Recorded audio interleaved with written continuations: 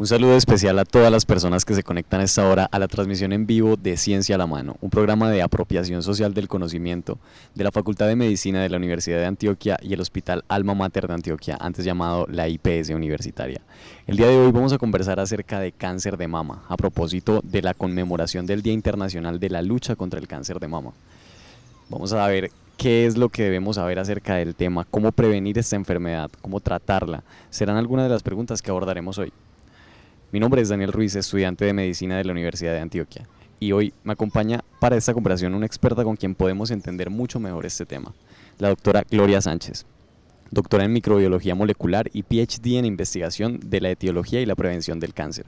Además es profesora y coordinadora del Grupo de Infección y Cáncer de la Facultad de Medicina de la Universidad de Antioquia. ¿Cómo está, profe? Daniel, muchísimas gracias por esta invitación, pues todo muy bien, muchas gracias. A quienes siguen la transmisión en vivo, los invitamos a hacer sus preguntas en la caja de comentarios. Ahora sí, entremos en materia.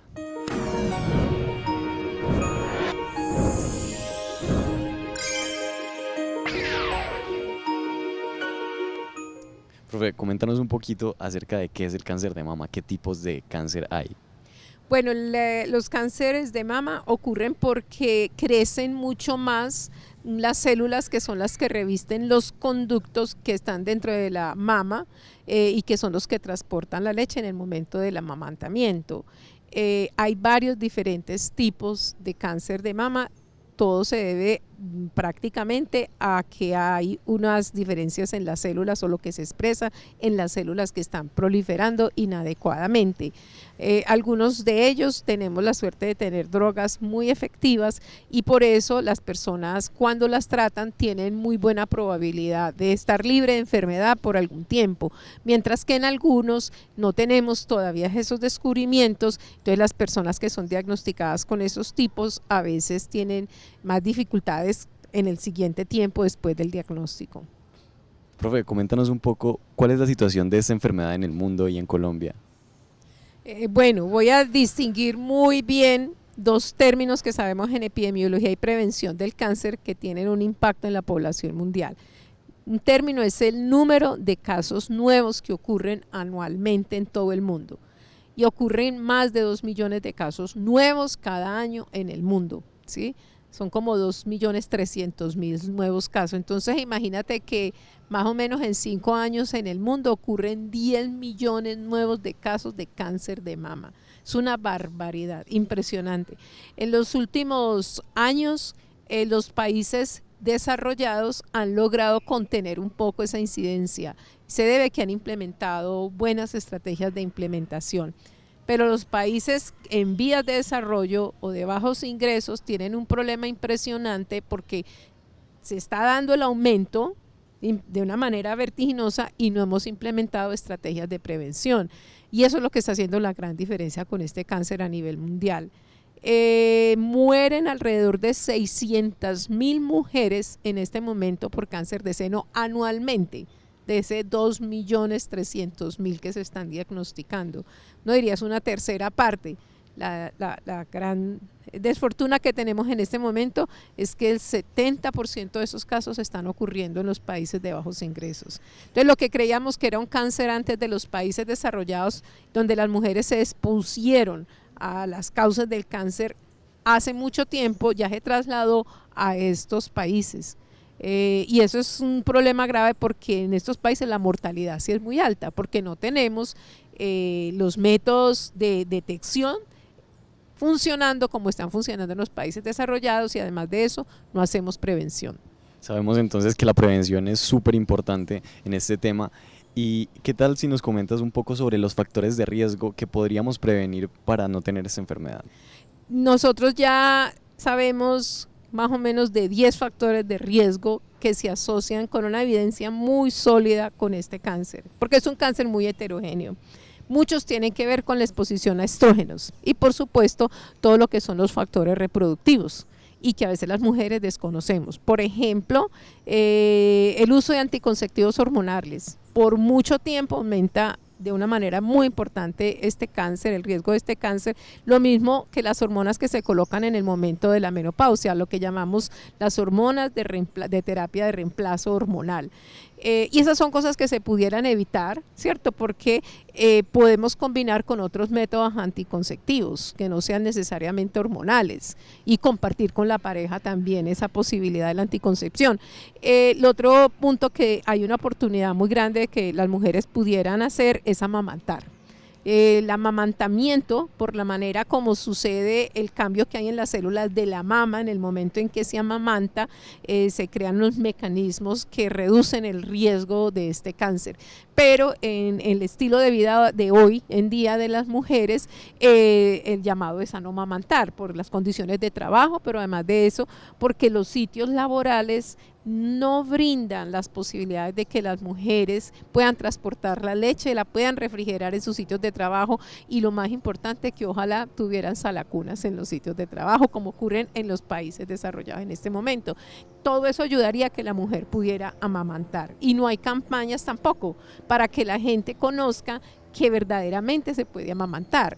Le puedo mencionar muchos otros, pero le voy a mencionar algo muy importante en nuestro medio porque nuestro grupo de investigación en trabajo con la Agencia Internacional de Investigación del Cáncer confirma la evidencia científica clara de que los alimentos procesados y sobre todo los azucarados aumentan el riesgo tremendamente y es un tema que no está regulado por nuestras autoridades de política pública. Está a la hora que todavía están debatiendo que por lo menos se avisa en los alimentos el contenido de los azúcares y políticamente no se ha logrado cuando la evidencia es tan fuerte. Así es.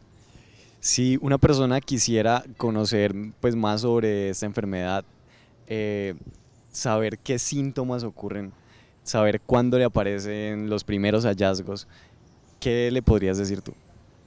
Bueno, hay muy buena información en la internet, pero definitivamente hay que saber acceder a las páginas que verdaderamente tienen sólida evidencia, que esa es una dificultad muy grande que tenemos con la información clínica y científica, y es que verdaderamente los medios a veces no conectan con los más expertos en el tema, o por lo menos no con los expertos que conocen que es sólida evidencia científica y no transmiten verdaderamente lo que puede tener un impacto en la sociedad. Me voy a referir a la tamización. Nosotros sabemos que la tamización con mamografía reduce en un 40% la probabilidad de un diagnóstico avanzado. Sin embargo, en nuestras campañas publicitarias, por alguna razón de percepción del valor del seno, todo el tiempo estamos recomendando como método primario el autoexamen de la mama, cuando la evidencia científica del autoexamen de la mama es muy débil. Entonces, eso tiene un mensaje de salud pública completamente equivocado. ¿Por qué? Porque resulta que la mujer se hace el autoexamen de la mama y queda muy tranquila y muy probablemente no va a hacerse la mamografía. Entonces, cuando la gente se comunica, no hace esa diferencia. Sí, hay que hacerse el autoexamen de la mama, porque el autoexamen de la mama puede advertir de que ya hay un cáncer, pero el método que previene totalmente que a uno le dé ese cáncer es la mamografía. Perfecto. O sea, ¿qué otros síntomas, además de los que se puede encontrar al tacto, se podría encontrar una paciente con cáncer de mama? Bueno, aquí yo quiero hacer una pequeña diferencia. En cáncer, nuestro objetivo es no detectar el cáncer, que no nos llegue el cáncer, porque puede ser evitado. Cuando hay cáncer es porque las células malignas están invadiendo el otro tejido vecinal o rompiendo la parte del tejido, o sea, duele ya, ¿cierto? Pero para que haber llegado a ese punto debieron transcurrir 20 años de que la persona hubiera estado expuesta a la causa del cáncer. Y es eso lo que queremos evitar, que las personas no estén expuestas a la causa de cáncer. Pero aún si están expuestas, tenemos una ventana de oportunidad también de por lo menos que en esos 20 años o al mínimo 10 años, la persona se repita muy juiciosamente la mamografía, sobre todo las mujeres mayores de 50 años que ya llevan más tiempito expuestas, que se la hagan cada 2 años, como dicen las guías, porque la probabilidad que le detecten a uno lo que llamamos la lesión en su estado in situ, ¿cierto? Que todavía no ha empezado a diseminarse, que todavía no es un cáncer invasivo, es alta. Y si lo tratamos en ese momento, la probabilidad de sobrevida es del 95% a 5 años. Pero si ya lo hacemos cuando nos está doliendo, la probabilidad de sobrevida no es sino del 30%. Entonces mira la diferencia de la palabra prevención, y es que vamos a evitar que suceda, y eso es posible hacerlo. Profe, coméntanos un poco más acerca del tratamiento de esta enfermedad. Bueno, la buena noticia con cáncer de mama es que hay muy buenos tratamientos, ¿sí? Hay tratamientos quirúrgicos en donde pues hacen la extirpación del tejido maligno, pero hay drogas fabulosas que también se utilizan para bloquear, ¿cierto?, las sustancias que hacen que la mama prolifere. Y eso ha tenido una revolución impresionante en la sobrevida de este cáncer. Pues dése cuenta que ocurren 2.300.000 casos al año y mueren 600.000, o sea, la tasa de mortalidad está mucho más por debajo de la tasa de incidencia. Entonces, aquí la pregunta es el acceso a esos medicamentos. El problema es que son costosos, y a un sistema de salud, imagínense, en Colombia se diagnostican 15.000 casos anuales. Dicen que cada tratamiento puede estar alrededor de entre los 50 a los 100 millones todo el periodo de tratamiento. La cantidad de dinero que estamos invirtiendo en este cáncer, cuando se puede hacer esfuerzos por prevenir alguna proporción de esos casos, es muy importante. Entonces eso a veces limita el acceso a las personas que están en condiciones de vulnerabilidad en el sistema de salud. Te voy a dar cifras de estudios que hemos hecho nosotros. Nosotros encontramos que en comparación con las mujeres del régimen contributivo, que tienen una sobrevida del 95%, las mujeres del régimen subsidiado, la sobrevida es del 60%. Y es por esa dificultad a veces del acceso de los servicios y del sistema pagar por ese acceso de una manera equitativa, ¿cierto? Que no se debiera justificar, porque supuestamente en el sistema de salud la ley estatutaria indica que los dos regímenes deben recibir ambos en la misma sistema de salud y los mismos servicios y beneficios que tiene el sistema de salud, pero pasa por otras condiciones de acceso, si la persona tiene con qué acudir a hacérselo, si la persona está cerca o no de los sitios que favorecen, o si el sistema de salud pone barreras para que ingrese a los tiempos que se requieren que se reciba ese tratamiento. Crítico que ingresen muy rápido después de que han recibido el diagnóstico. Perfecto. Y hablando un poquito más sobre la quimioterapia específicamente, ¿qué tan frecuente es que esa quimioterapia les dé muy duro a los pacientes, que se les caiga el pelo, a todos les pasa lo mismo? Cuéntanos un poquito sobre eso. Bueno, la quimioterapia definitivamente pues ha sido y fue el primer método de elección después de la cirugía para el tratamiento del cáncer, y lo que la quimioterapia hace es que va a romper, a dañar las células que están proliferando muy rápido, que son las que son cancerígenas. Pero resulta que cuando eso sucede, también está haciendo daño de las células normales del cuerpo. Todos los tratamientos de cáncer han tratado de minimizar la quimioterapia si existen métodos específicos de tratamiento, como es el caso de los bloqueadores de los estrógenos u otras sustancias que han venido siendo utilizadas para cáncer de seno, y eso mejora muchísimo los efectos colaterales. Pero por ejemplo en cáncer de seno hay algunos de esos tipos que no responden a los tratamientos con los bloqueadores de los receptores de estrógeno, y en ese caso hay que poner la quimioterapia, inclusive a veces ayudar la cirugía también con tratamientos alternos. Entonces eso hace que de todas maneras todavía hayan cánceres que tengan esto. Y sí, los efectos colaterales en esos casos son bastante difíciles, con pérdida del cabello, vómito, las secciones son largas, tienen que estar sentados en el sitio donde les van a hacer los tratamientos. Lógicamente pues la depresión y todo es un tema difícil de llevar. Hablando de una paciente que ya ha sido tratada, ¿qué tanto riesgo tiene de recaer? Esa es una excelente pregunta. El riesgo de recaída está basado en el hecho de si se lo diagnosticaron en una etapa muy tardía.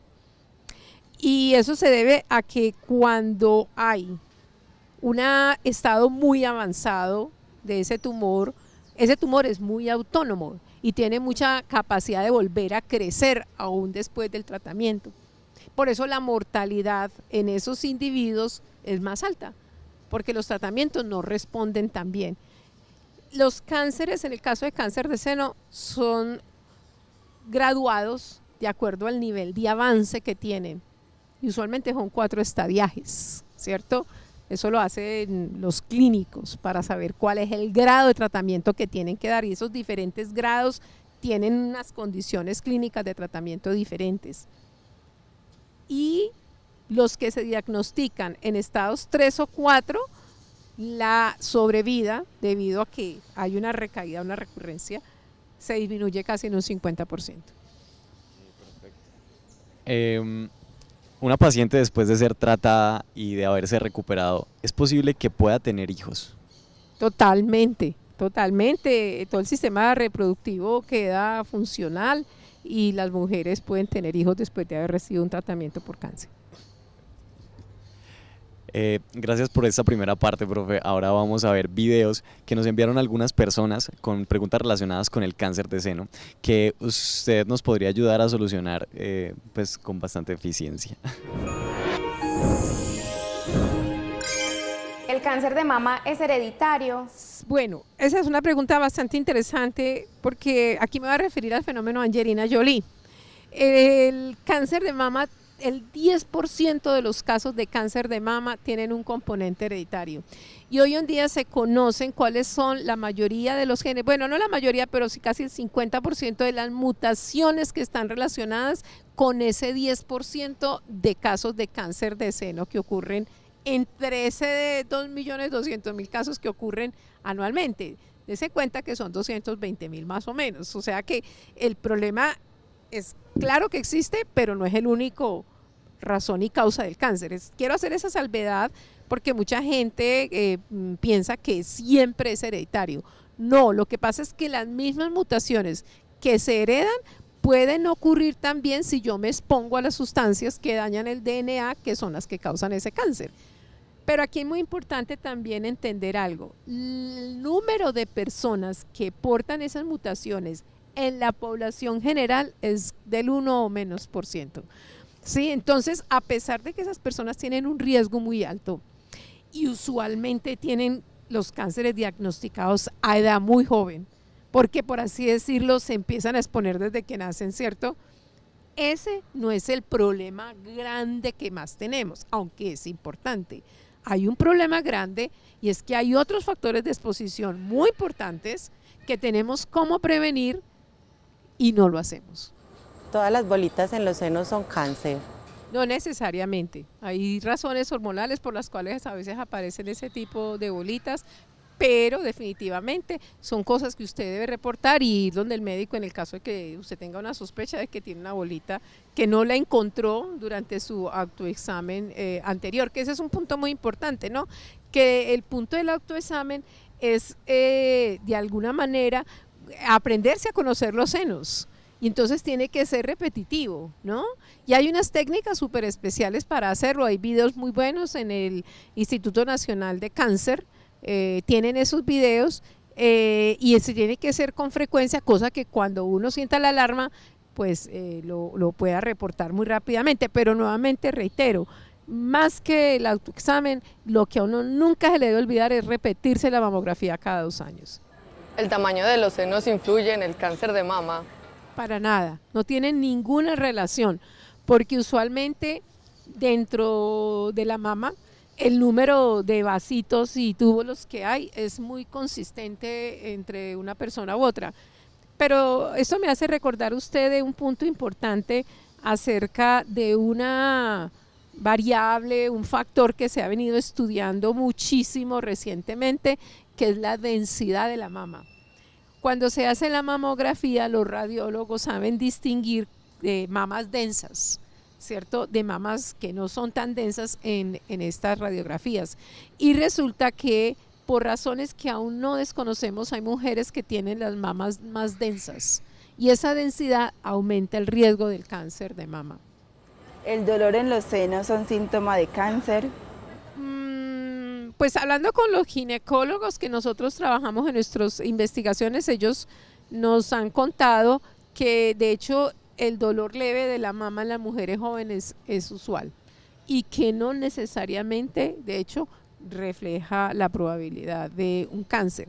Sin embargo, si una mujer adulta mayor de 50 años tiene este dolor, debe inmediatamente consultarlo, porque en ellas el riesgo de la posibilidad de una lesión es más alta, ¿cierto? ¿Tener prótesis o implantes aumenta el riesgo para el cáncer de seno? Bueno, usted me hace recordar de un artículo que publicamos recientemente en la revista de JAMA con un grupo de Estados Unidos. Esto fue un médico, radiólogo, que quiso venir a hacer una rotación aquí a Colombia y la hizo con nosotros en el grupo de infección y cáncer de la Universidad de Antioquia, de la Facultad de Medicina de la Universidad de Antioquia. Y él estaba haciendo precisamente una investigación en las bases de datos de Estados Unidos de si había un cáncer de mama en especial en las mujeres que sí habían hecho trasplante. Y él encontró que sí, que hay una relación, es baja pero la hay. Pero ese número de mujeres que están presentando ese cáncer de mama debido a los trasplantes ha ido aumentando en las últimas épocas. Muy probablemente lo que fortalece la evidencia de que como se ha aumentado muchísimo esa práctica, eso conlleva un aumento de este cáncer. La frecuencia es muy baja en general entre las personas que se hacen los trasplantes, pero definitivamente existe esa probabilidad. ¿El cáncer de mama se puede presentar en hombres?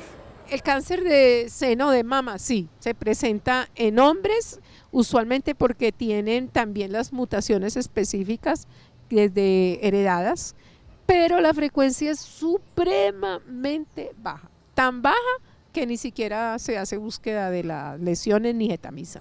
¿El tratamiento para el cáncer de mama siempre incluye cirugía, extirpación de los senos o mastectomía? No, no necesariamente.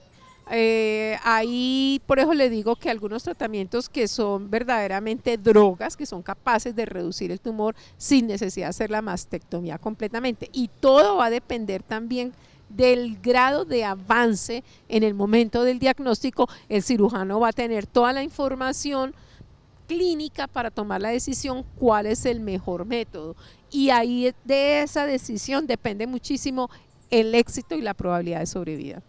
¿La lactancia materna previene el cáncer de seno? Sí, amamantar previene este cáncer. Por esa razón es que las mujeres que tienen más hijos y amamantan tienen menor riesgo de cáncer de seno, y las que no incrementan el riesgo de cáncer de seno. ¿Es cierto que los desodorantes, las cinturas del cabello, el brasier con varilla o los golpes en el pecho pueden causar cáncer de mama? No. Hasta donde yo tengo la información, ninguno de esos agentes o factores que usted está mencionando han aparecido en los estudios de casos y controles como un factor que se asocia al riesgo de este cáncer. Las mujeres tenemos problemas de salud únicos. En saludando.medicinauda.co encontrarás información clara y veraz acerca del cuidado de tu cuerpo para una vida más plena y más saludable. Aprende sobre salud sexual y reproductiva, embarazo y parto, cómo cuidar tu corazón, salud mental y más. Ingresa ya a saludando.medicinauda.co. Muy bien, profe, nos ha servido de bastante ayuda toda esta información que nos has brindado el día de hoy. Seguro se nos quedan muchos temas por ahí de los cuales todavía nos falta hablar, pero si yo te puedo hacer una pregunta sería, ¿cuál es el futuro de la prevención del cáncer de mama? Bueno, excelente pregunta. Nosotros estamos trabajando con dos grupos internacionales, el doctor Jack Cusick del Wilson Institute of Population Health en Inglaterra y con la doctora García Closas del Instituto Nacional de Cáncer de los Estados Unidos. La visión que tenemos en conjunto, que han sido publicadas ya en 2 artículos internacionales muy completos, es que lo que puede mejorar la situación de cáncer de mama es que diseñemos modelos de riesgo. ¿Por qué?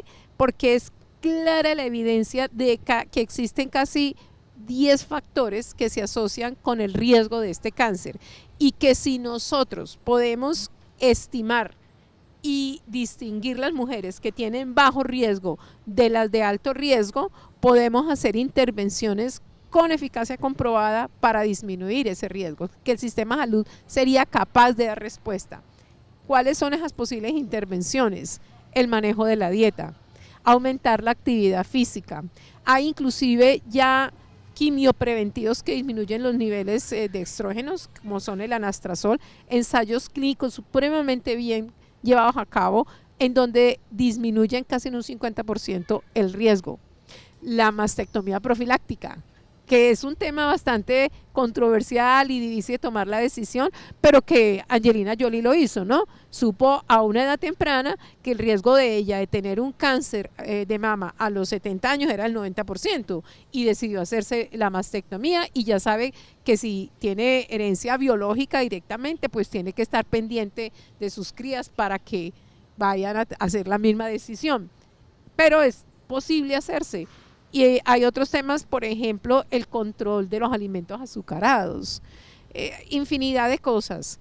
Y el modelo de riesgo no sería caro, porque podemos construirlo con base en una historia de exposición y una calculadora, y decidir quiénes deben, por ejemplo, repetirse la mamografía cada año, en vez de hacérsela cada 2 años. Si estas mujeres tienen un riesgo muy alto, pues hagámosles a ellas solamente la mamografía. O sea, concentremos los recursos efectivos en aquellas que tienen el riesgo más alto, y a las que no, que es donde nos estamos gastando la gran cantidad de recursos en este momento, enseñémosle, eduquémosla, hagamos campañas de prevención, demos los espacios para el ejercicio en sus sitios de trabajo, pongamos las salacunas que las mujeres las necesitamos, y ayudemos a amamantar, que eso nos va a ayudar muchísimo a bajar estas tasas, y ese es nuestro sueño.